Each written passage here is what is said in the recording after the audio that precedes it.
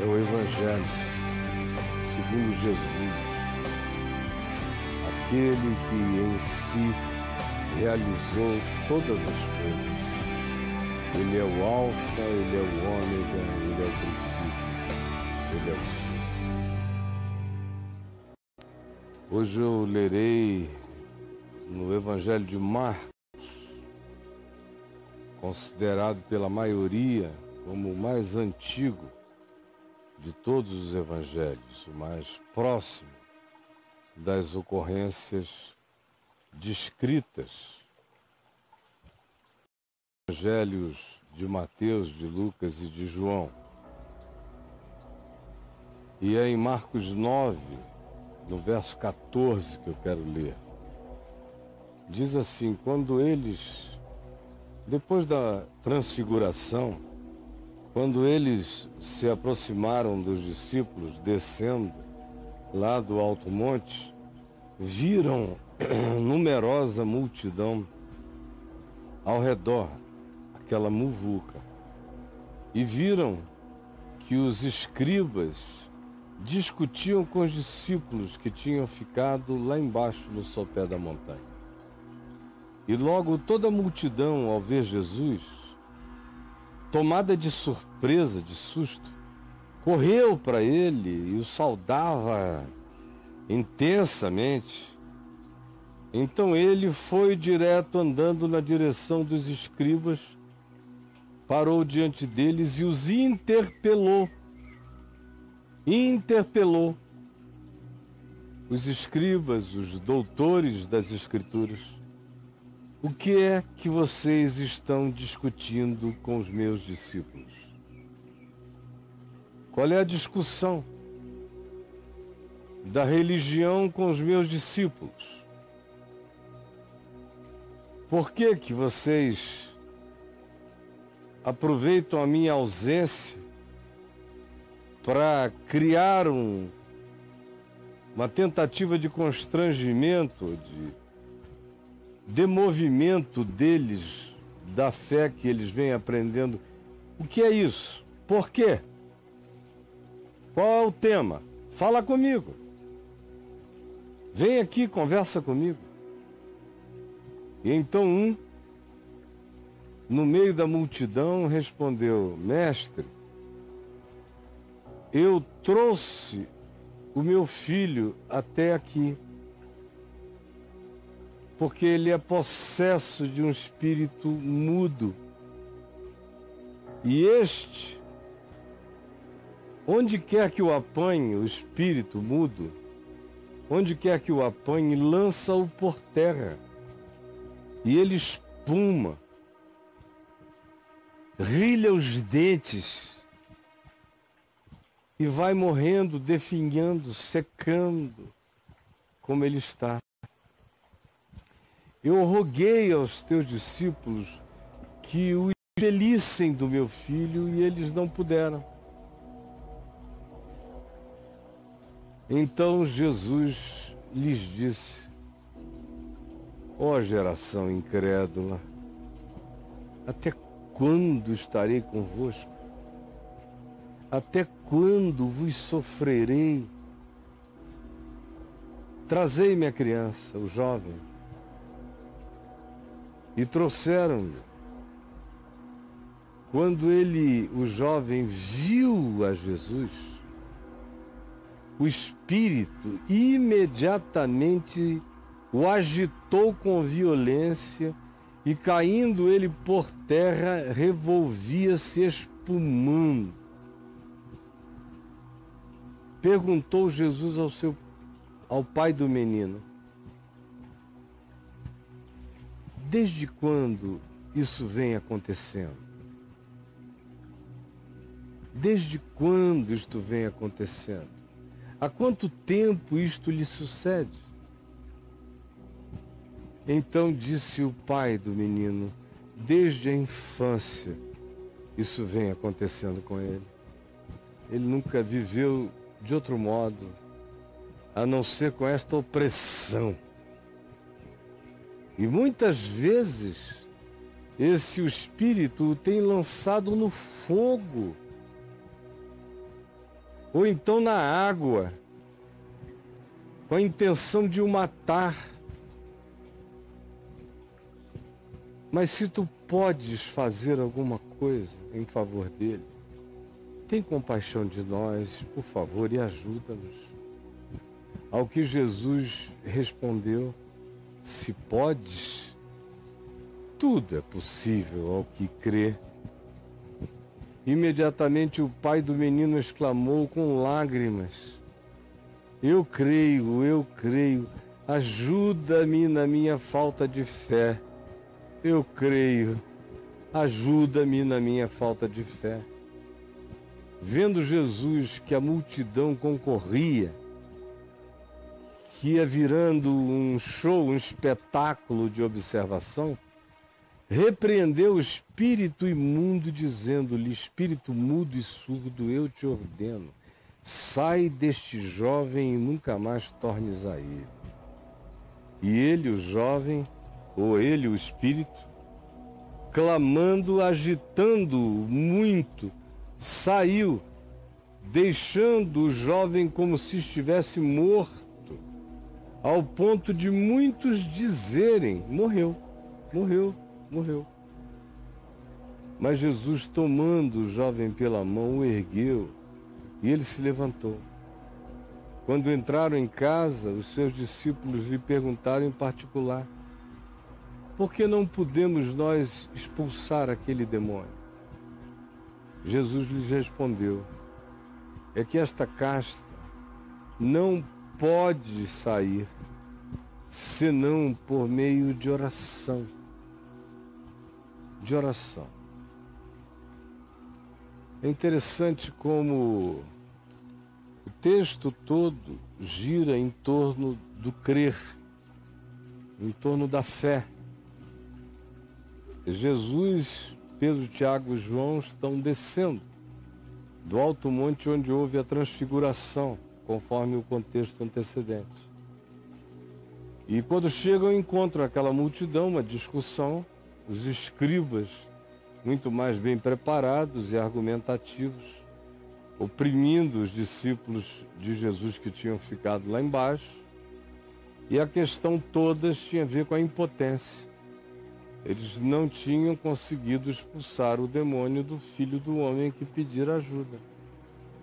E certamente foi a partir dessa primeira frustração desses discípulos que os escribas começaram a levantar dúvidas, a pisar na autoestima deles, a mostrar e argumentar que eles não representavam nenhum nome de poder, porque tinham mandado o espírito imundo sair e o espírito não lhes obedecera, e que eles eram apenas servos e discípulos da seita de um louco, e que os verdadeiros exorcistas de Israel exorcizavam, mas cumpriam determinados ritos que eles nem conheciam, devem ter feito pouco, como quisessem e como podiam, do que tinha acontecido naquele show de impotência,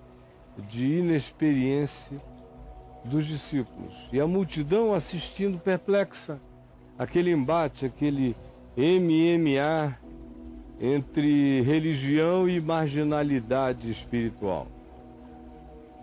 E quando Jesus chega, eles afluem sobre ele. Jesus atravessa a multidão, vai direto interpelar os escribas: o que é isso? Por que vocês estão fazendo isso? Que história é essa? Então, sem que os escribas sequer respondessem, o pai do menino ergue a voz e diz: isso tudo aconteceu em torno dessa questão, do meu filho, e contou a história que eu acabei de ler. E o desfecho é esse. Ele conta a história, a impotência dos discípulos, ele toma Jesus pelos discípulos, por isso ele já chega na dúvida, porque o comportamento dos discípulos levanta dúvidas sobre Jesus. Guarde isso. O comportamento dos discípulos levanta dúvidas acerca de Jesus. O comportamento dos discípulos sempre levanta dúvidas acerca de Jesus. Por isso ele diz, eles não puderam expeli-lo. Mas, se tu podes alguma coisa, qualquer coisa, porque é assim que um pai e uma mãe desesperados fazem. Procuram qualquer recurso em qualquer lugar. Então tinham ido lá por causa de Jesus. Chegaram, Jesus não estava, estavam os discípulos. Uma multidão e os escribas interpelando os discípulos, provocando. Chega essa situação concreta, é posta diante dos discípulos de Jesus, eles se manifestaram impotentes e os escribas bateram neles veementemente. Até que Jesus aparece, o homem tinha visto o encurralamento, a impotência dos discípulos de Jesus, como eles não tinham podido fazer nada contra as duas castas que estavam ali. A casta dos demônios e a casta dos religiosos, dos escribas. Impotentes ante as duas castas. Então o homem, ao contar a história, vira-se para Jesus e lhe diz isso. É um tormento desde a infância. Desde a infância. E ele por muitas vezes quase morreu. E o estado dele é de definhamento, enfraquecimento, ele vai morrer. Mas se tu podes alguma coisa, tem compaixão de nós e ajuda-nos.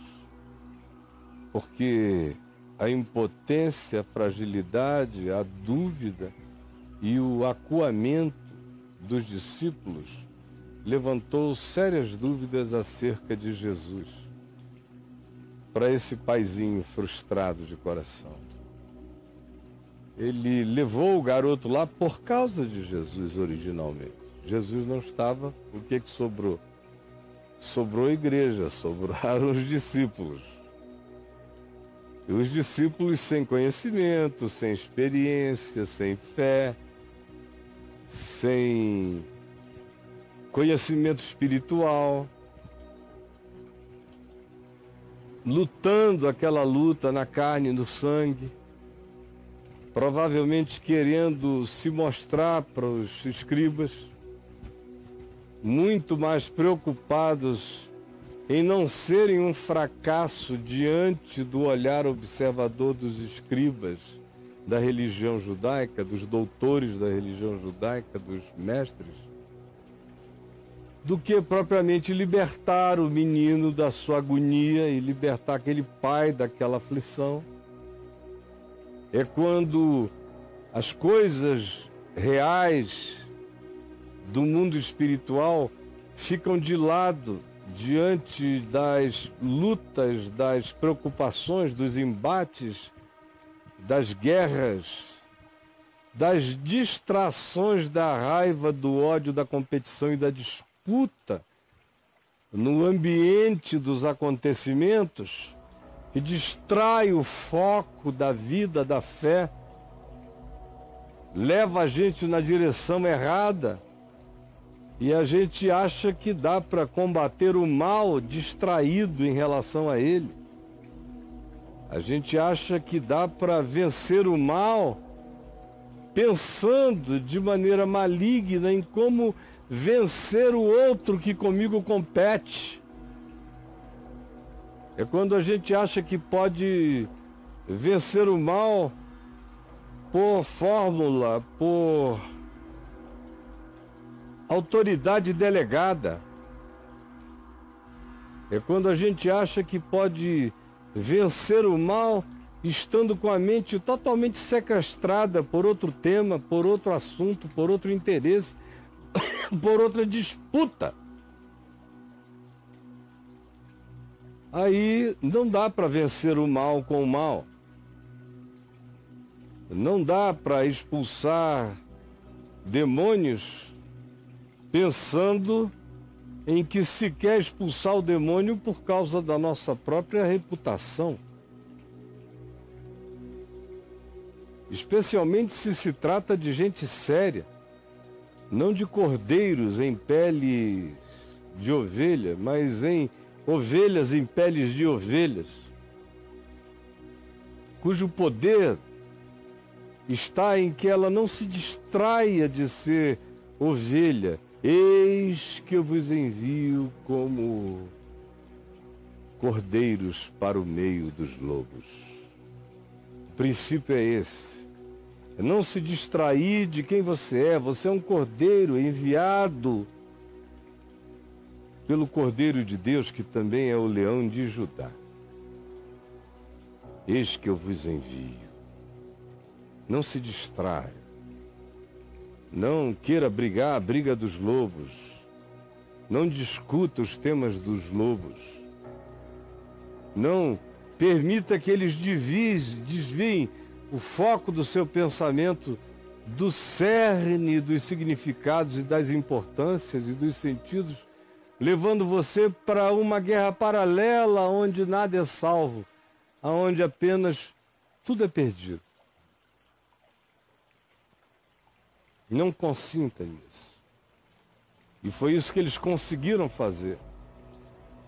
Distrair os discípulos da verdadeira luta que tem a ver com solidariedade, carinho, humanidade, despreocupação total consigo mesmo e foco absoluto no ser doído. Que foi o que Jesus fez. Jesus desceu, andou na direção dos que distraíam o mundo e a verdadeira luta espiritual, chamando aquilo para um conflito de competições e de empoderamentos e de demonstrações, e que não libertava ninguém, era como guerra acadêmica e teológica, não produz nenhum resultado, não liberta ninguém, não cura ninguém, não melhora ninguém, o povo não fica nem sabendo, mas os que deveriam estar ajudando ao povo se distraem da questão essencial da vida, que é amar a Deus no próximo. Então chega Jesus, interpela os escribas, vira de costas e anda na direção do Pai. E pergunta: há quanto tempo isto lhe sucede? Essa é uma pergunta de interesse, de amor. Há quanto tempo? Essa história tem que ser conhecida. Interesse pela história dos outros ajuda a curar os outros. Há quanto tempo isto lhe sucede? Entender a viagem, o drama, a angústia dos pais, desse dependente, desse codependente, que é o pai da família. Como o menino não falava, porque era surdo. Se diz que o espírito era mudo, e Jesus diz: espírito surdo e mudo sai. Porque o menino certamente não falava porque não ouvia. E aquele entupimento sensorial e cognitivo era resultado de um bloqueio de natureza maligna. Por alguma razão, na infância dele, por algum trauma, por alguma porta espiritual que se abriu através da oportunidade de algum trauma, de alguma perturbação ou até de alguma herança genética e psíquica que tenham aberto a porta para esse estado e que se manifestou fazendo com que esse moço não quisesse ouvir mais. Ele se tornou surdo. E essa coisa se manifestou fazendo com que esse moço não quisesse falar mais.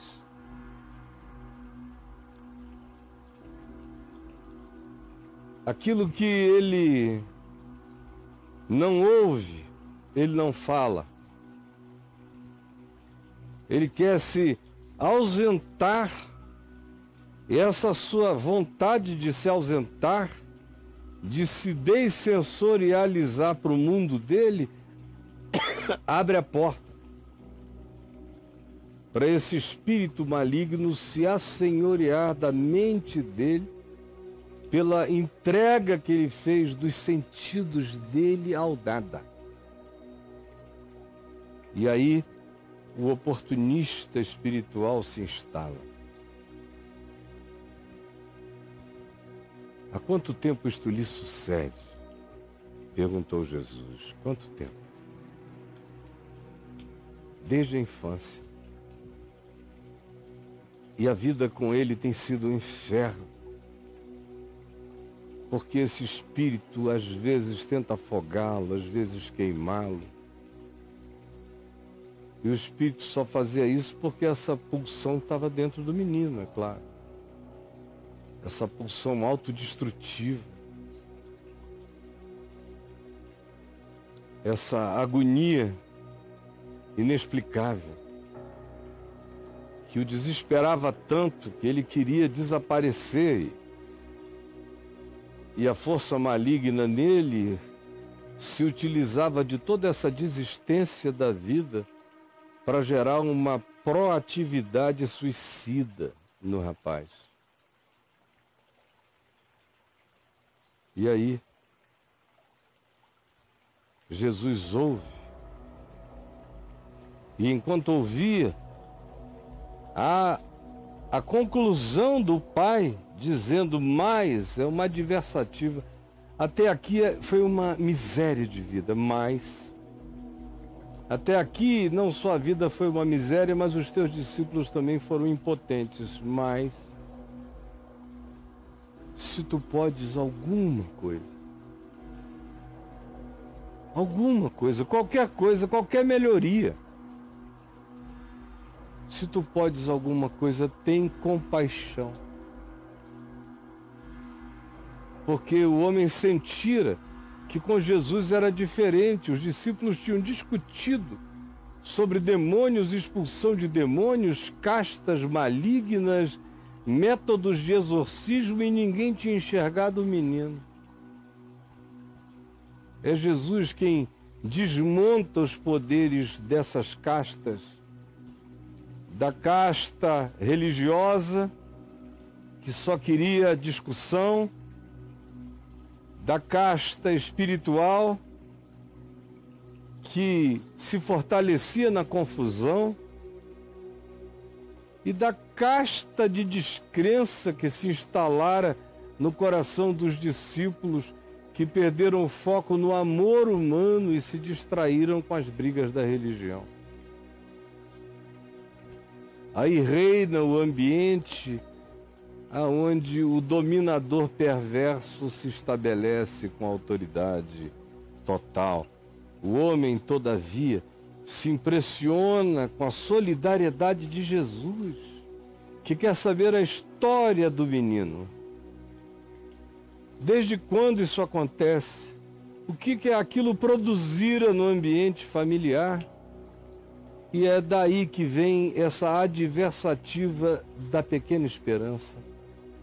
Mas se tu podes alguma coisa, se podes alguma, está cheio de relatividade. Não há certezas e nem há qualquer dimensionamento de aonde chega esse poder, que alcance tem Jesus sobre a vida humana. Se tu podes alguma coisa, há milhares, milhões de pessoas que procuram Jesus só por causa do se tu podes alguma coisa. Na realidade eu não sei não, mas não custa nada. se tu podes alguma coisa, então tem compaixão de nós.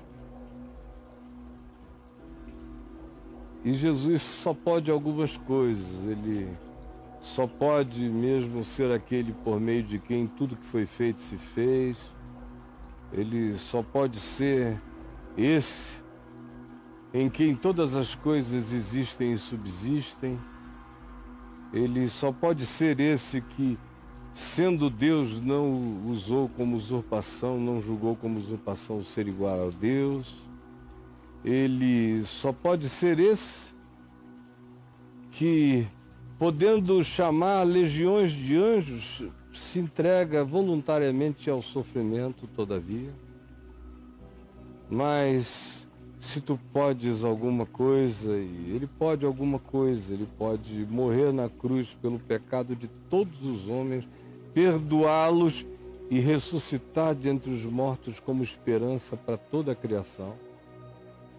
Ele pode algumas coisas, pode fazer todos os mundos, todos os universos, todas as existências, soprar e fazer aparecer todas as dimensões. Mas se tu podes alguma coisa, tem compaixão, ele tem compaixão, ele tem alguma compaixão. Essa compaixão que diz que se Deus pensasse só em si e retirasse da terra o seu espírito, toda a carne a uma expiraria e toda a existência voltaria ao pó. Mas ele não pensa só em si, ele tem compaixão. Filho de Davi, tem compaixão de mim, ele tem compaixão.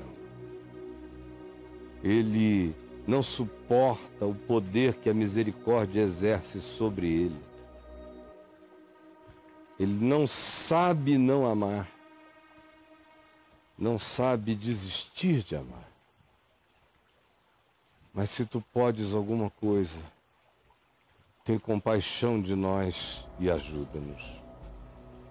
Ao que Jesus lhe respondeu, se podes, se podes, tudo é possível ao que crer. Se podes. Que frase extraordinariamente contraditória e lindamente ambivalente e sinceramente verdadeira. Se tu podes alguma coisa, tem compaixão de nós. E Jesus não fica ofendido com a falta de fé de ninguém. Não fica ofendido. É normal. O que não é normal é ter fé. Por isso que fé é dom de Deus, é graça de Deus, é emulação divina em nós. Porque com a inteligência e com a percepção das dificuldades atuais e futuras de qualquer tempo da existência, o Homo sapiens desenvolveu ansiedade e desenvolveu necessidade de acumulação.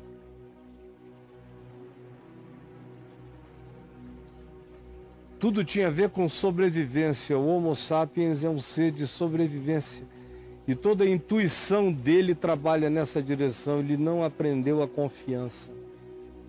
O Homo sapiens sapiens, também chamado de Homo psíquicos por Paulo, precisa aprender a se tornar Homo pneumáticos, que é esse homem do espírito, da confiança e da fé, e que não só sabe do mundo real e da natureza e das suas dificuldades, mas também sabe que o Pai Celeste sabe. E confia. Faz a sua parte sem desespero, com confiança. Jesus, portanto, sabe que o normal é não crer. sabe que o anormal é crer e não fica zangado com quem não consegue crer. A religião é que fica com raiva, que não conseguiu provar Deus, demonstrar Deus. Aí chama o cara de ateu e o condena ao inferno, porque ele não consegue crer, não conseguiu crer. Tem uns até que gostariam, mas não chegaram lá, ou tiveram traumas bastante para não se aventurar. E tem aqueles que não sabem nem o que crer significa. Só sabem o que crer não significa, porque só viram coisas ruins em nome do crer. Só viram o não pensar, o não sentir, o não solidarizar-se, o não se importar, e então descreram de tudo quanto diga respeito a crer. Porque não viram esse crer se transformar em fruto da fé. Então se tornaram ateus da mentira. Eles não creem, não é em Deus, eles não creem é na mentira em nome de Deus e desse Deus cultuado com mentira. Mas Jesus não fica zangado porque você não crê. Ele é solidário com a sua dor. Mas se tu podes alguma coisa, tem compaixão de nós e ajuda-nos. E ele não disse, então vá, pense durante uma semana sobre o que você acabou de dizer, depois volte quando você tiver fé.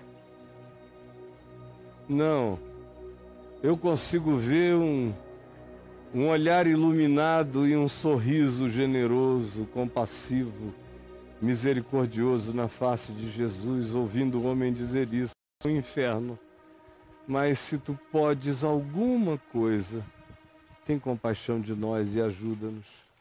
E Jesus, com aqueles olhos limpos, cristalinos, luz pura, de amor, olhando para ele, vendo a limitação dele, sorriu o sorriso da bondade que abraça e diz, se podes, filho, tudo é possível ao que crê. Tudo é possível ao que crê. Então o homem entende que ele, o homem, deveria crer e que não só tudo era possível ao que crê, mas também era possível crer. E o homem creu em ambas as coisas, que não só tudo é possível ao que crê, mas o homem creu que quem chega naquele nível, quem faz esse movimento, já está andando por fé, está apenas ainda frustrado, porque o que busca e pretende não foi atingido, mas o coração dele já é movido por essa esperança redentora. Se tu podes alguma coisa, tem compaixão de nós e ajuda-nos. Ao que Jesus lhe respondeu, se podes, tudo é possível ao que crê. Imediatamente o pai do menino exclamou com lágrimas. Com lágrimas.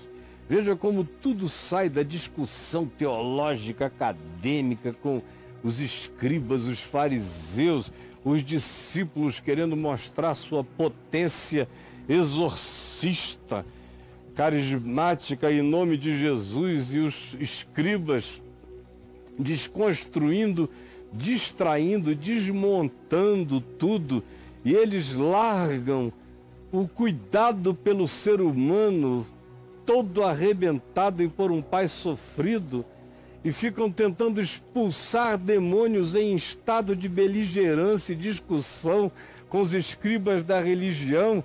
Nenhum demônio sai, o demônio gargalha de ver a falta de amor, de compaixão, de misericórdia.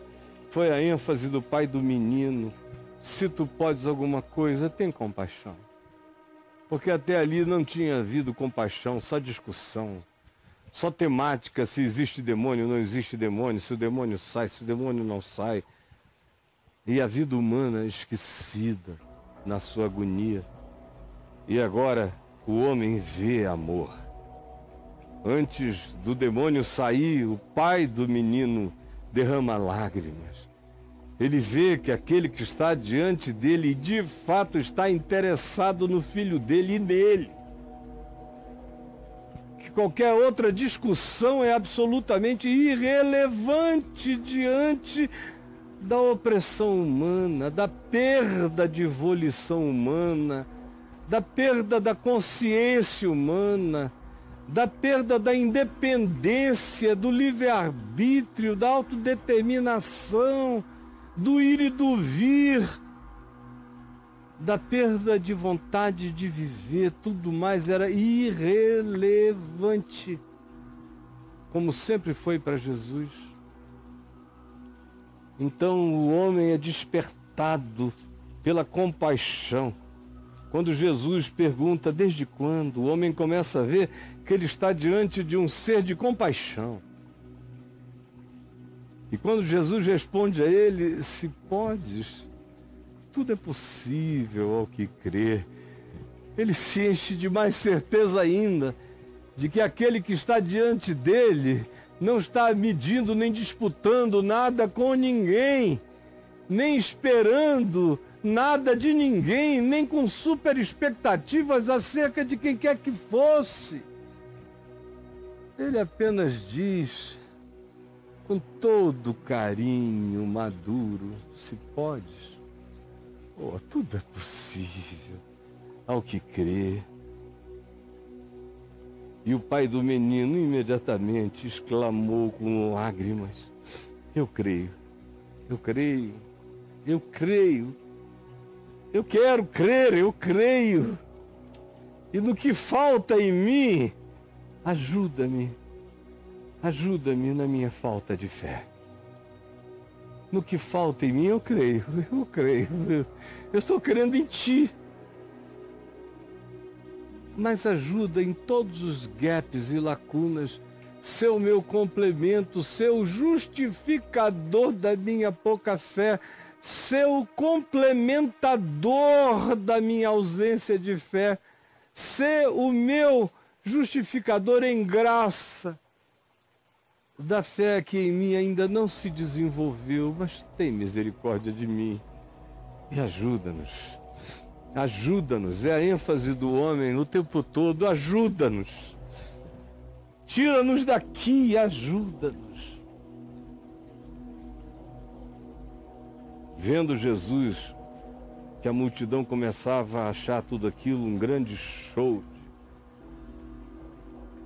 amor estranho, na presença de um demônio ignorado.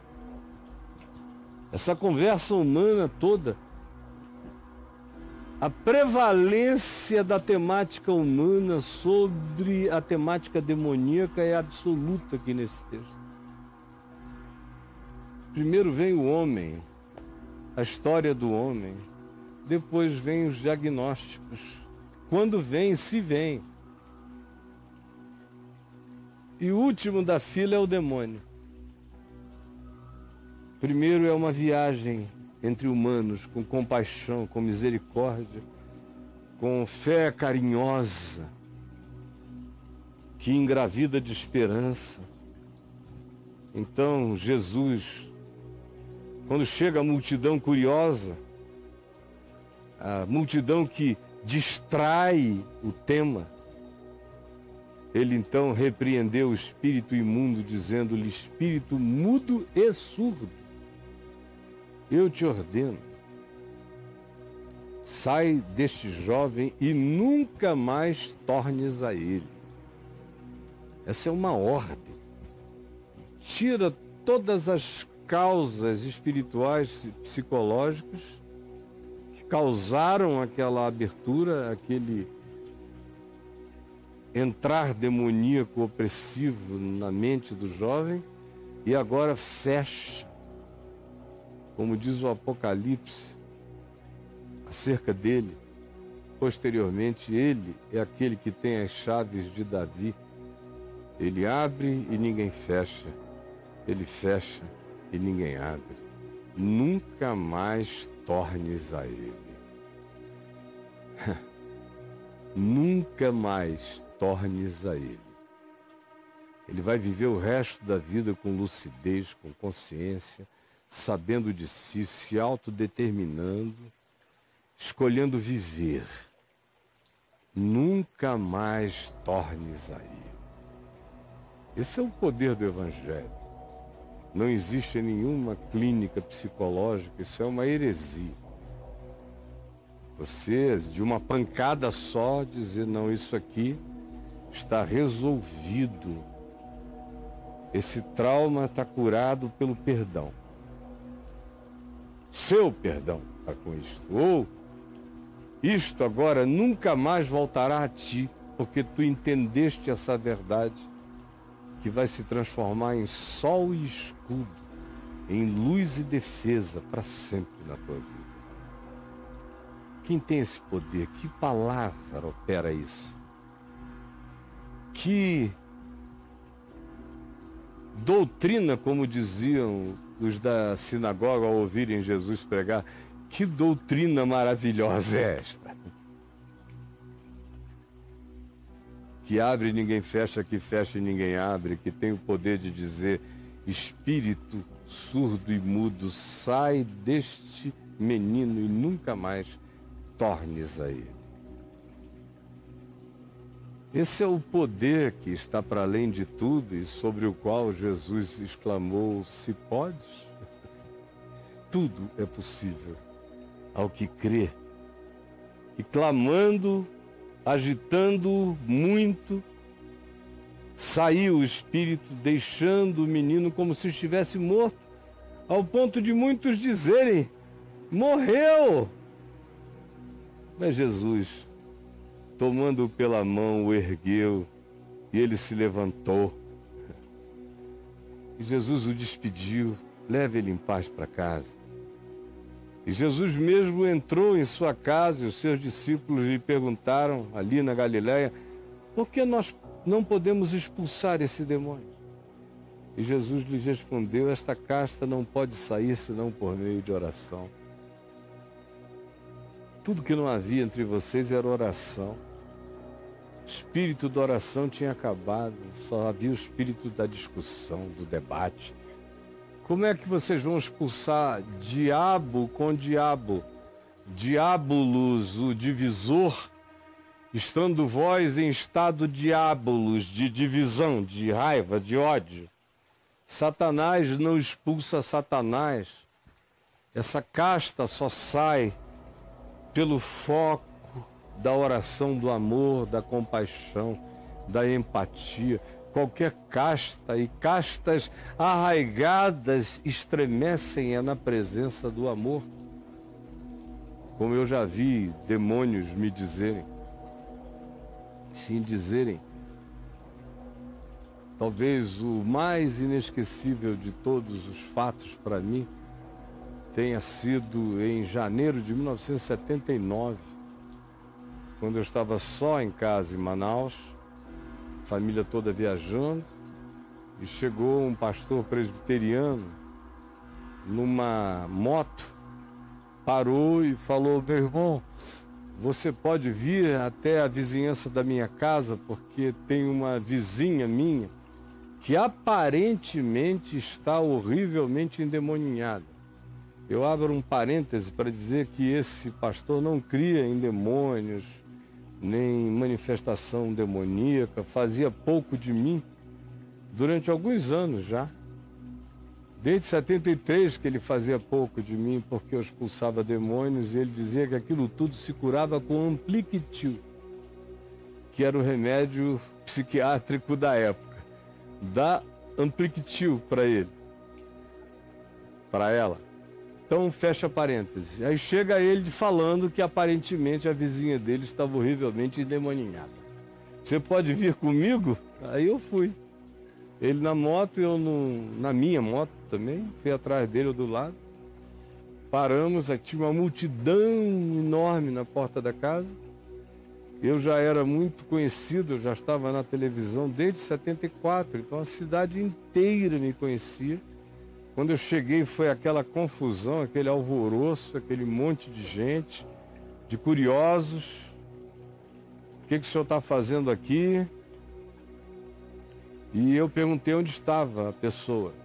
E o marido dela, que tinha fugido de dentro da casa, porque ela estava com uma faca imensa, dessas de tratar peixe grande, na mão, e a mulher era alta, ela devia ter aí 1,70 m e alguma coisa, enorme, forte, parda, forte, musculosa e alta. E o marido então me disse, ela está lá dentro, eu tranquei a casa por fora. E eu não tenho coragem de entrar, porque senão ela me mata. Eu falei, então, por favor, abre a porta para mim. Não entre aí não, é melhor o senhor expulsar aqui de fora. O cara dizendo, grita aqui de fora, manda sair. Depois você entra. Porque ela está com a faca na mão. Aí eu falei, não, abre a porta para mim. E ele abriu.